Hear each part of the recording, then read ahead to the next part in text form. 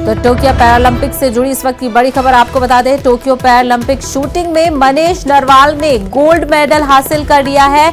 P4 mixed 50 metre pistol मुकाबले में मनीष नरवाल ने गोल्ड जीत लिया है। तो टोक्यो पैरा ओलंपिक्स में हिंदुस्तानी एथलीट्स का लगातार शानदार मुजाहरा जारी है।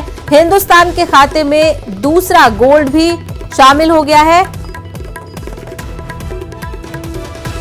माफ कीजिएगा, तीसरा गोल्ड भी हिंदुस्तान के खाते में शामिल हो गया है। टोक्यो पैरालंपिक शूटिंग में मनीष नरवाल ने गोल्ड मेडल जीत लिया है।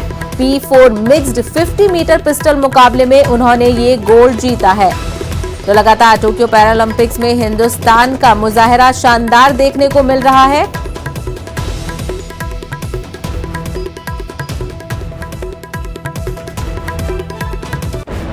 क्रिकेट के मद्दाहों को ओवल टेस्ट में अभी तक